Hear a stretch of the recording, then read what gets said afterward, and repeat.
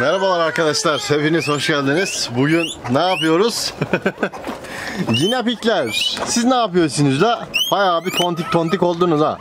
Yine bariler. Yine piklerin yeni yerini alacağız bir sonraki videomuzda arkadaşlar. Şu aşağıdayı görüyor musunuz? Burayı yine piklere atamayı düşündük. Babamla birlikte bence burası bizim sıçanlar için gayet güzel bir ortam olacak. İnşallah onu da yapacağız. Bugün yapabilirim muhtemelen. Neyse, gelelim sizlere bugün asıl konumuza. Kuluçka makinesi nasıl kullanılır diye bir başlık gördünüz değil mi videonun başında? Evet. Kuluçka makinesi nasıl kullanılır? Hadi gidiyoruz kuluçka hanemize, makinemizin yanına. Size kuluçka makinesi nasıl kullanılır onu göstereceğim arkadaşlar. Ama ondan öncesinde şu karışık sürümüze bir yem atalım. Bir yemlensinler hem de izleyelim. Çok seviyorum, sabah bir yemlemek lazım bunları. Baba bırak elime bak. Bilir ya bak. Bilir. Bilir kuzum bilir bak al. Kalk. Baba. Oyna tamam bak şuraya azıcık sapayım. Bakın siz buradan yiyin. Bak. Bir yemez kokuyor bak. Siz de buradan yiyin. Ay maşallah aslanlarım benim maşallah subhanallah. Çok mu acıktınız siz? Ha, bu kadar acıkmadınız, yalandan yapmayın şunu. Değerli arkadaşlar, hayvanları biz aç bırakmıyoruz tabii ki de. Hayvanların bunun tepkisini çok fazla sevdikleri için mısırı tavuklar aşırı fazla seviyor. O yüzden böyle bir tepkiyle karşılaşmamız çok normal. Yoksa yemlikler 7/24 dolu. Siz de bir ötmeyi bırakın çocuklar. Canınızı gırtlarım ben sizin. Aynen aslanlarım benim. Değerli arkadaşlar, şimdi kuluçka hanemize gidelim. Makinelerimizi kontrol ederken aynı zamanda da kuluçka makinesi nasıl kullanılır biraz sizlere bahsedeyim. Pony, kızım gel. Gel bir tane seveyim seni. Pony'mi tanıyor musunuz arkadaşlar? Bu bizim kudiğimiz. Pony. Diğer adı Ponic. Sonic diye bir çizgi film karakteri vardı ya. İşte Sonic'in kırması Ponic. Bu Ponic de aşırı hızlı koşuyor böyle. Koşmaya başladığı zaman muazzam oluyor. Maşallah kızıma benim. Evet arkadaşlar, herkesin bildiği ama kimsenin bilmediği bir makinenin yanındayız. Her zaman gibi Purek. Purek son zamanlarda böyle fişekçi bir piyasaya çıkıp bütün Toyotçuların gönlünü fetheden bir makine. Ben öyle düşünürüm kardeş, sizi bilmiyorum. Kuluçka makinesi nasıl kullanılır diye merak ediyorsanız Purek alarak bu sorudan kurtulabilirsiniz. Aynen, bu videomda aslında kuluçka makinesini kullanmayı göstermek istiyorum ama Purek zaten kendi başına kendini kullanabilen bir makine arkadaşlar. Evinize gelen Purek'i sadece tek yapmanız gereken fişe takmak. Fişe taktıktan sonra fabrika ayarlarıyla birlikte zaten kendisi otomatik olarak çalışmaya başlayacak. Şu tepede gördüğünüz yapay zeka, yani bir uzay mekiğine aitmiş gibi görünen bütün bu göstergelerin hepsi küçük bir yapay zeka sayesinde makinenin içindeki bütün her şeyi kendi kendine ayarlayabilen bir karakter kendisi. Kümesinizde veya da evinizde, ister damızda ister balkonunuzda kullanabileceğiniz, gerçekten söylüyorum samimi duygularımla, iki seneyi devirdik ki Purek kullanıyorum ben arkadaşlar. Çok memnunum, bütün civcivlerimi gösterdim, çıkımları paylaştım, bir sürü işten bahsettim. Bugün ise kuluçka makinesi nasıl kullanılır diye bir video çekeyim dedim ama zaten bu makineyi kullanmak çok kolay. Ve yine de göstereceğim arkadaşlar. Neyi nasıl yapmanız gerektiğinden bahsetmeyeceğim. Fişe takmayı, tuşa basmayı herkes bilir. Önemli olan bunu hissedebilmek. Önemli olan makineyle iletişim kurabilmek. Benim şeyim bu arkadaşlar. Yapacak bir şey yok. Yani bir makineyle konuşabileceğinizi hayal ediyorsanız ama bu hayalin gerçekten bir hayal olduğunu düşünüyorsanız aslında Purek'le bu bir hayal değil arkadaşlar.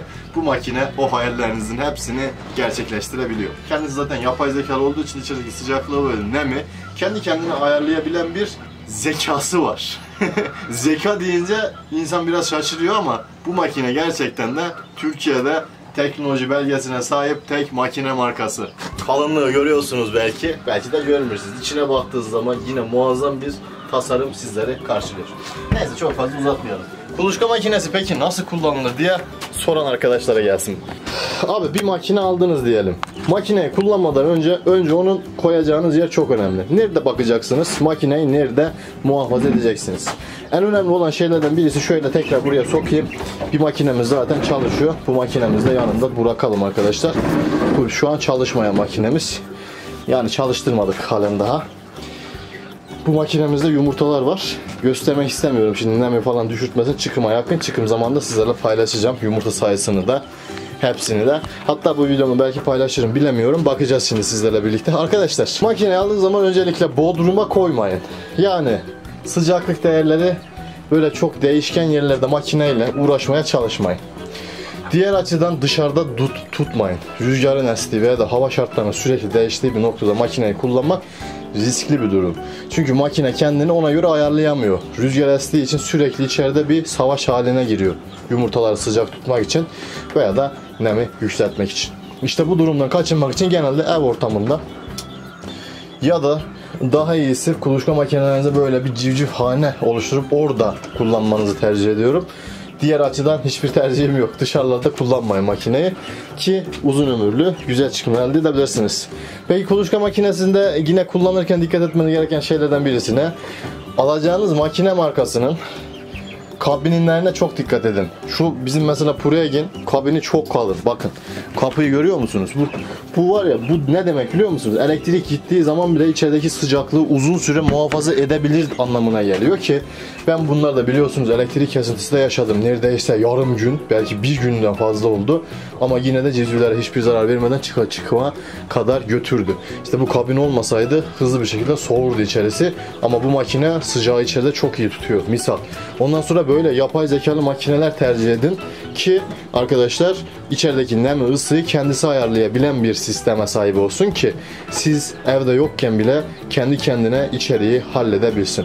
Aynı zamanda bu makinenin bir de istenildiği takdirde kameralısı da var. Uzaktan Bluetooth'la bağlanıp kamerasını Wi-Fi ile artık bilemiyorum, kamerasını içeride civcivleri izleyebiliyorsunuz. Diğer açıdan da yine söyleyeyim, baştan beri anlattığım kalın kabin, akıllı makine, zeki bir ürün istiyorsanız zaten hepsi bu makinede toplanmış durumda arkadaşlar.